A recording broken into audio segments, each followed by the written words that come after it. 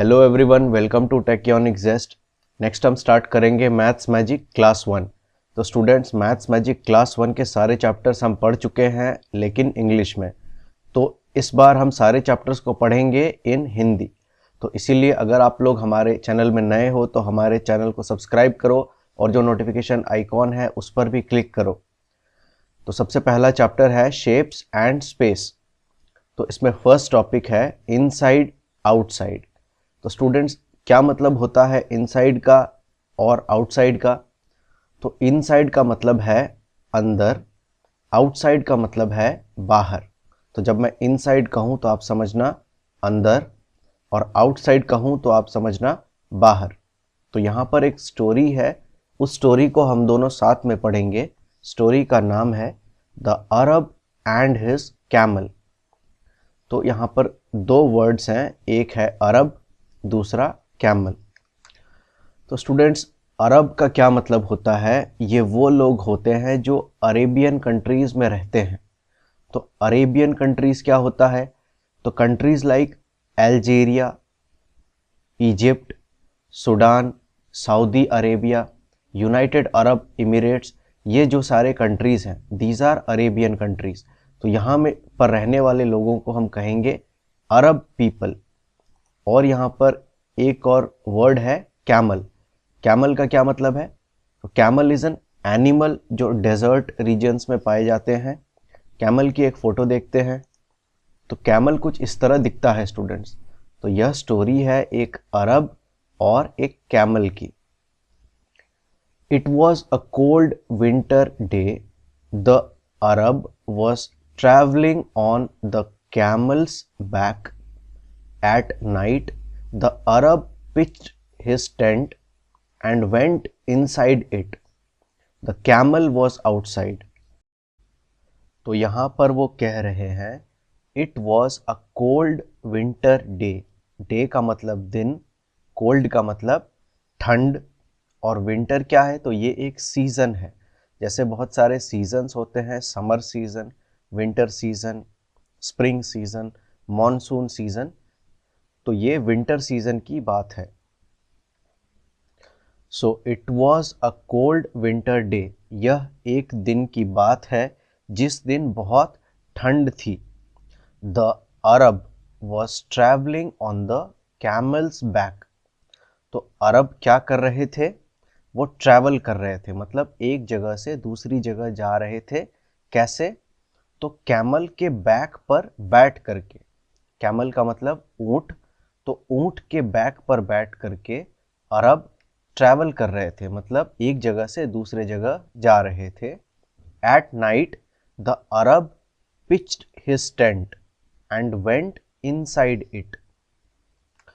तो यहाँ पर एक वर्ड है पिच्ड। तो पिच्ड का क्या मतलब होता है? To set something at a particular level.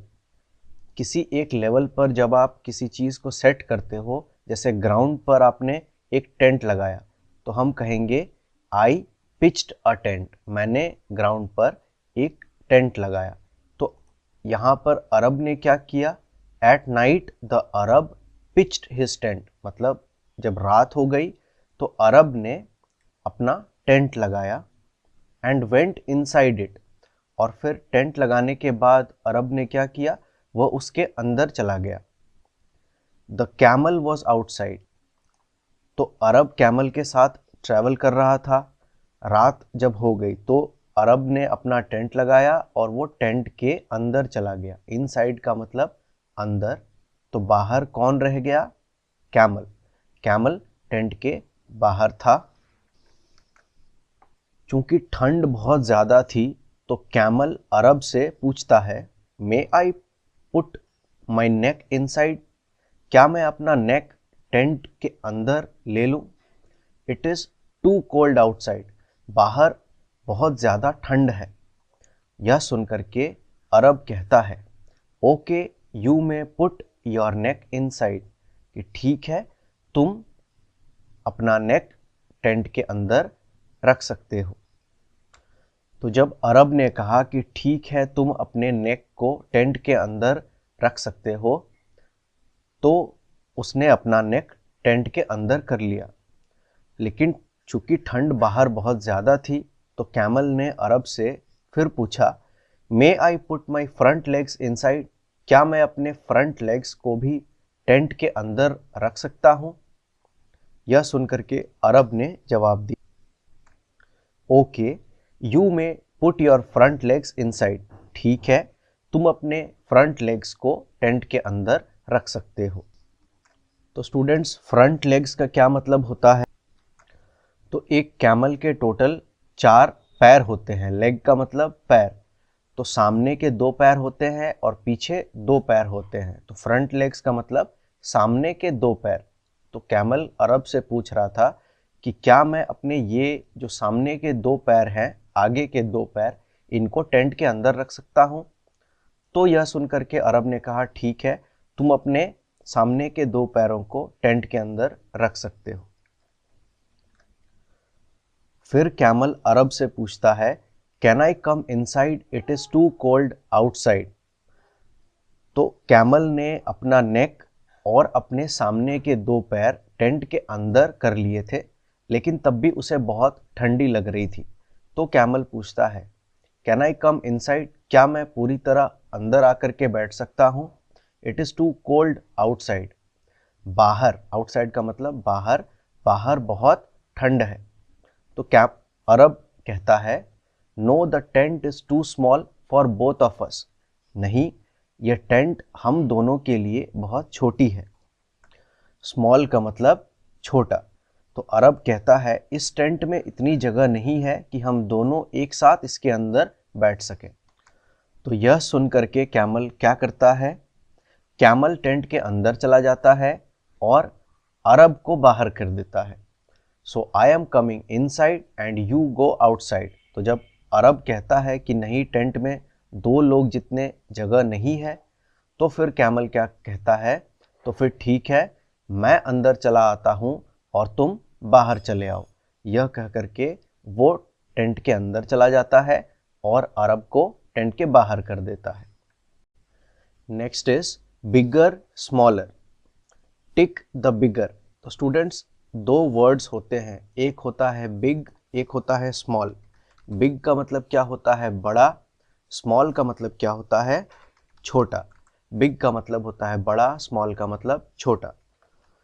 तो जब हम कहते हैं बिगर, इसका मतलब ये है कि हम कहते हैं इन दोनों में से सबसे बड़ा कौन है या ज़्यादा बड़ा कौन है, तब हम कहते हैं बिगर।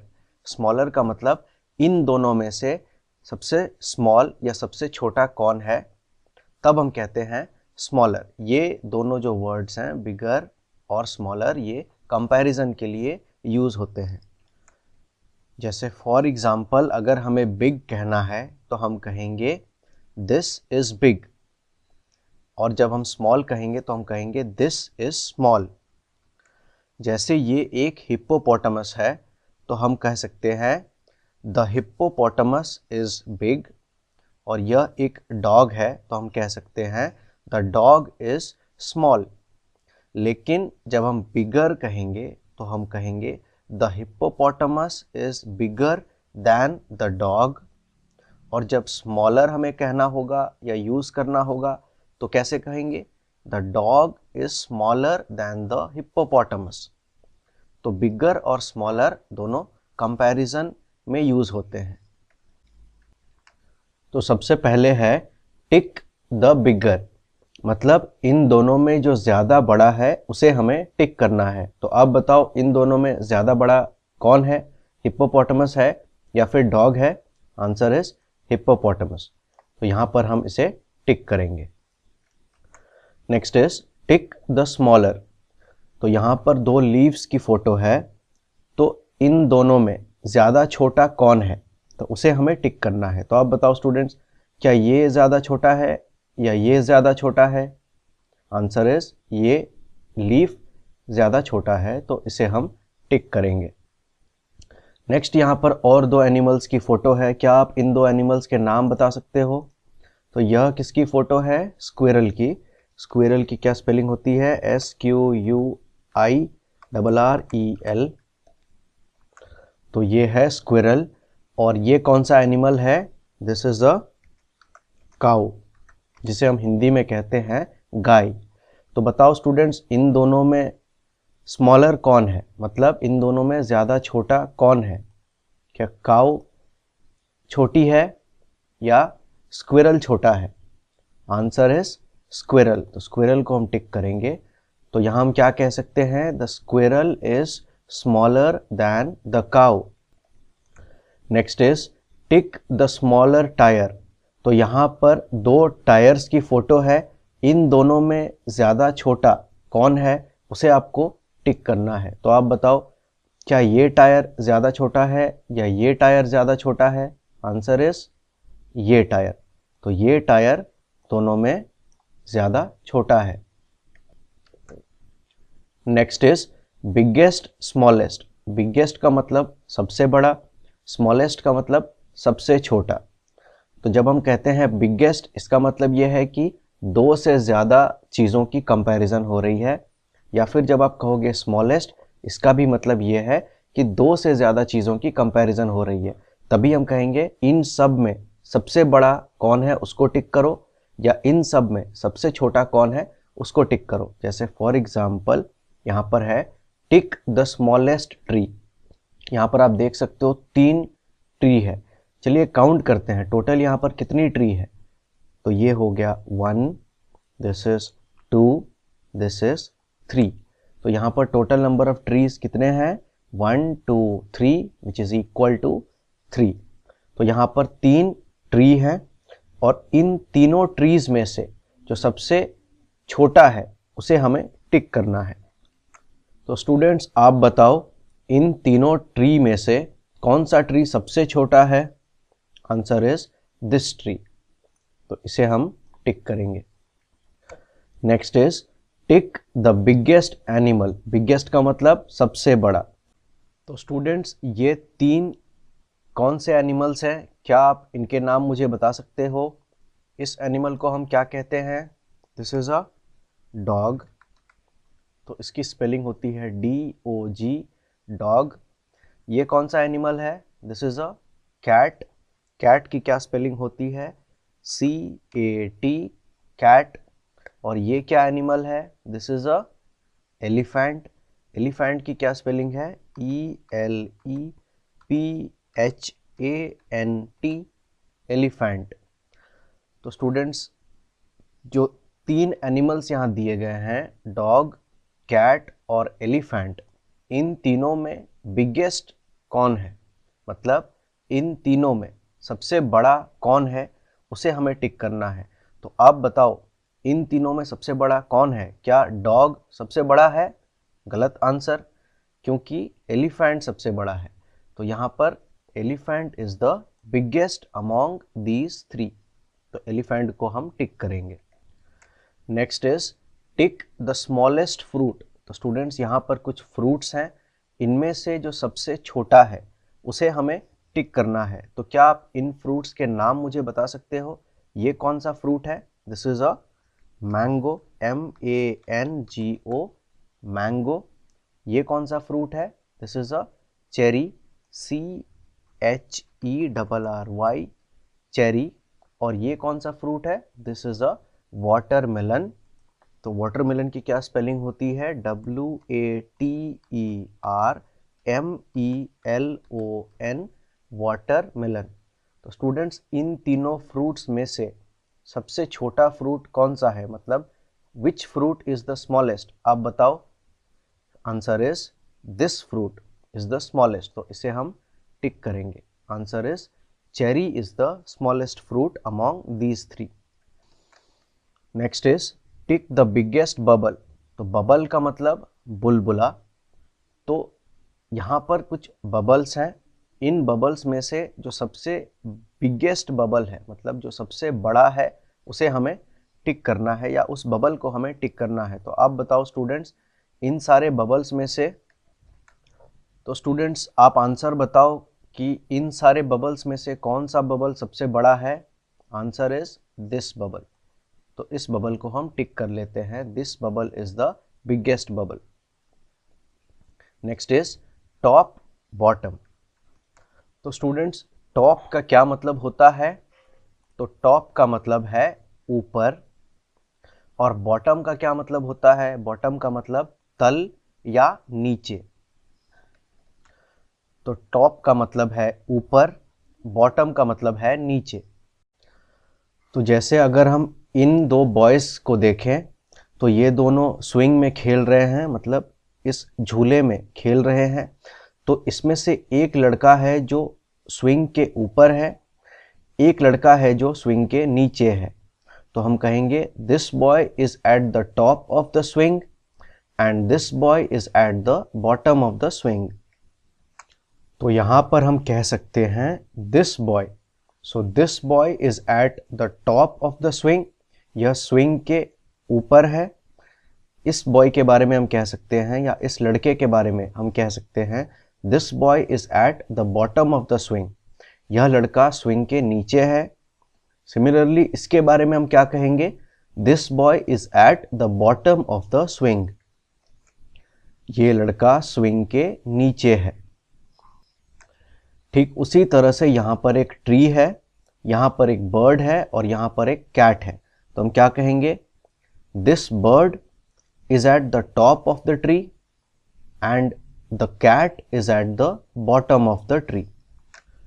बर्ड पेड़ के ऊपर है, कैट पेड़ के नीचे है। तो हम कहेंगे the bird is at the top of the tree, the cat is at the bottom of the tree. Next is tick the pot on the top. तो यहां पर इन सारे पॉट्स में से जो पॉट ऊपर है उस पॉट को आपको टिक करना है। तो आप बताओ इन 3 पॉट्स में से कौन सा पॉट ऊपर है? ये वाला pot, so this pot is on the top. और अगर मैं आपसे पूछूं which pot is at the bottom, मतलब कौन सा पॉट है जो नीचे है या सबसे नीचे है, तो आप कौन से पॉट को टिक करोगे? उस केस में आप ये वाला पॉट टिक करोगे। तो क्वेश्चन में था tick the pot which is on the top, मतलब उस पॉट को आप टिक करो जो सबसे ऊपर है। सो answer is this pot. Next is tick the animal eight the bottom of the stairs. तो यहां पर 2 एनिमल्स हैं, एक एनिमल है which is at the top of the stairs, एक एनिमल है which is at the bottom of the stairs. तो आपको उस एनिमल को टिक करना है which is at the bottom of the stairs, मतलब जो एनिमल स्टेयर्स के नीचे है। तो आप बताओ इन दोनों में से कौन सा एनिमल स्टेयर्स के नीचे है? Answer is this animal. तो इस एनिमल को आप टिक कर लो। और इसके बारे में हम क्या कहेंगे? This animal is at the top of the stairs. Next is nearer farther. तो स्टूडेंट्स नियर का क्या मतलब होता है? नियर का मतलब होता है पास या नजदीक। तो नियरर का मतलब क्या होगा? अधिक पास।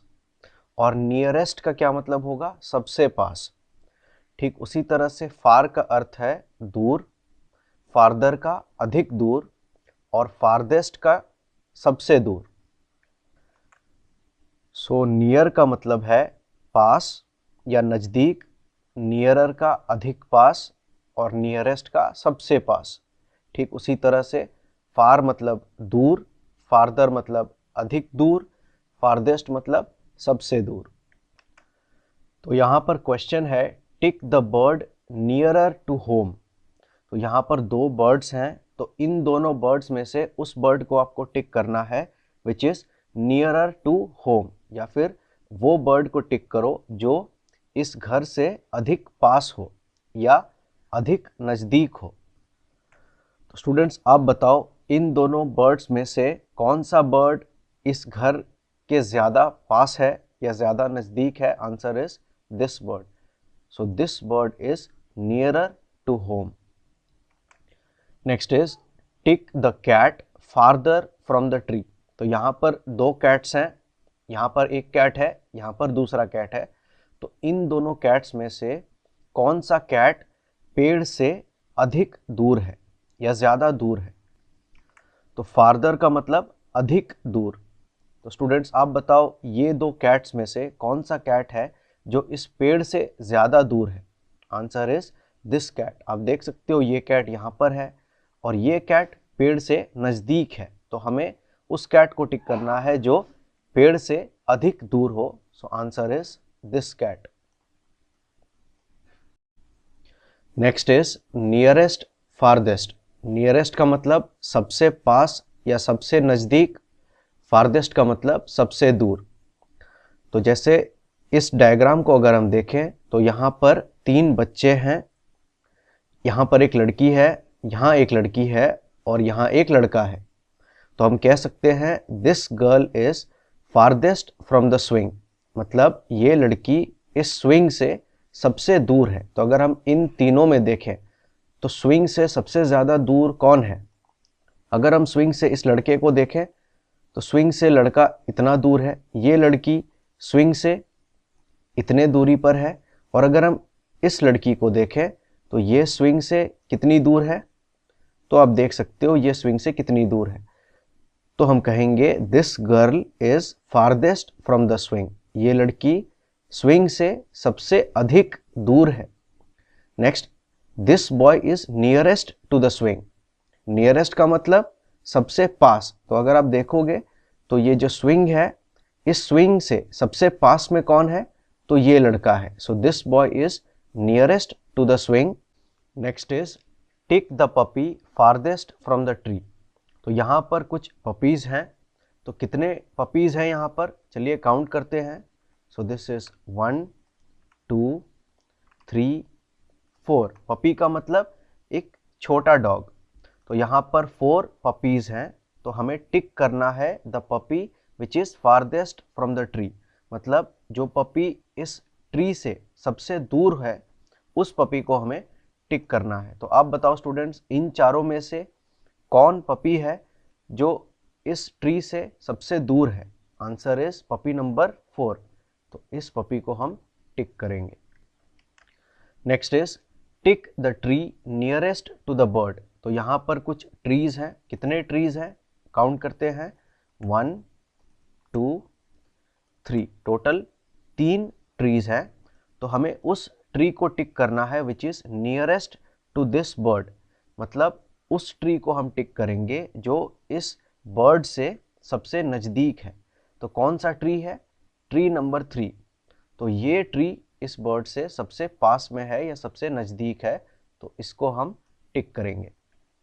Next is on, under, above, below. तो स्टूडेंट्स, इनका क्या मतलब है वो पहले देखते हैं।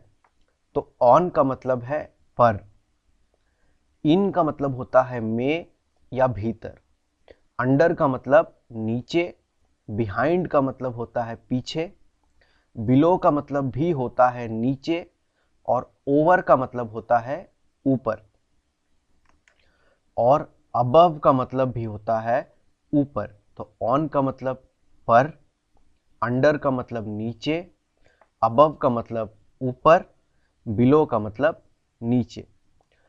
तो आइए अब हम इस एक्सरसाइज को करते हैं। तो इस फोटो में कुछ एनिमल्स हैं, कुछ स्टूडेंट्स हैं और कुछ ऑब्जेक्ट्स हैं such as fan, bags, tables etcetera. तो जैसे अगर हम इस फैन की बात करें तो हम कहेंगे this fan is above the table, मतलब ये फैन इस टेबल के ऊपर है। So this fan is above the table, ये फैन इस टेबल के ऊपर है। नेक्स्ट, अगर हम इस कैट की बात करें तो this cat is on the table, मतलब यह कैट टेबल पर है। तो टेबल पर है, तो this cat is on the table.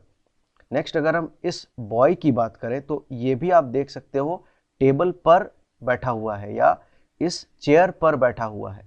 तो हम कहेंगे this boy is sitting on the chair. ठीक उसी तरह से अगर हम इस बॉय की बात करें तो ये टेबल के नीचे है। नीचे का मतलब क्या होता है? अंडर। तो हम कहेंगे this boy is sitting under the table, ये लड़का टेबल के नीचे बैठा हुआ है। अगर इस लड़की की बात करें तो हम क्या कहेंगे? This girl is sitting on the chair, तो ये एक चेयर है और ये लड़की इस चेयर पर बैठी है। So this girl is sitting on the chair. अगर हम इस लड़के की बात करें तो इसे हम दो तरीकों से कह सकते हैं। जैसे अगर हम इस टेबल के रेस्पेक्ट में कहें तो हम कहेंगे this boy is standing on the table. So this boy is standing on the table, ये लड़का टेबल के ऊपर खड़ा है या टेबल पर खड़ा है। और अगर हम इस बॉय को इस फैन के रेस्पेक्ट में देखें तो हम कहेंगे this boy is standing below the fan, ये लड़का फैन के नीचे खड़ा है। अगर हम इस लड़के की बात करें तो ये लड़का टेबल पर बैठा हुआ है, तो हम कहेंगे this boy is sitting on the table. और अगर हम इस रैट की बात करें तो ये कहाँ पर है, ये टेबल के नीचे है। So this rat is under the table. तो इस लड़के के बारे में हम दो तरीकों से कह सकते हैं, जैसा मैंने आपको बताया। एक तो ये टेबल के ऊपर खड़ा है, या फिर आप कह सकते हो यह फैन के नीचे खड़ा है। So this boy is standing on the table और this boy is standing below the fan. तो स्टूडेंट्स यहाँ पर एक फ़ोटो है। चलिए यहाँ पर हम नियरेस्ट, फारदेस्ट, टॉप, बॉटम, ये सारी चीज़ें जो हमने अभी सीखी हैं उसके बारे में डिस्कस करते हैं। तो जैसे ये क्या है, ये एक वेल है जिसको हिंदी में हम कहते हैं कुआं। तो अगर आप देखो यहाँ पर तीन स्टूडेंट्स हैं, 1 2 3। तो इन तीनों में who is nearest to the well, क्या आप बोल सकते हो? ये लड़का, मतलब इस वेल से सबसे नज़दीक में या सबसे पास में कौन है? तो ये लड़का। तो हम कहेंगे this boy is sitting nearest to the well, ये कुएं से सबसे नज़दीक बैठा हुआ है। और अगर हम इस लड़की की बात करें तो ये भी बैठी हुई है, लेकिन यह इस कुएं से सबसे दूर में है। तो हम कहेंगे this girl is sitting farthest to the well, मतलब ये लड़की इस कुएं से सबसे दूर में बैठी है। और स्टूडेंट्स ये क्या है? तो ये है एक बुलक कार्ट।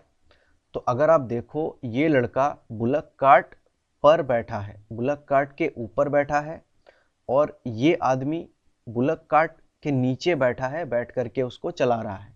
तो अगर आप इन दोनों में से टॉप और बॉटम अगर हमें कहना हो तो हम कैसे कहेंगे? तो हम कहेंगे this boy is sitting at the top of the bullock cart, this man is sitting at the bottom of the bullock cart.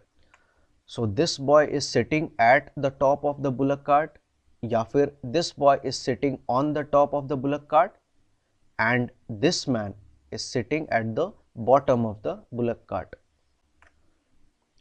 अगर हम इन तीनों की बात करें तो इनके बारे में हम क्या कह सकते हैं स्टूडेंट्स?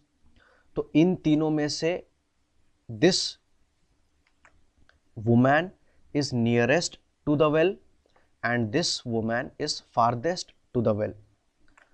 ये वुमन वेल के सबसे नज़दीक है और ये वुमन वेल के से सबसे दूर है। इस बर्ड के बारे में क्या कह सकते हैं? The bird is above the well.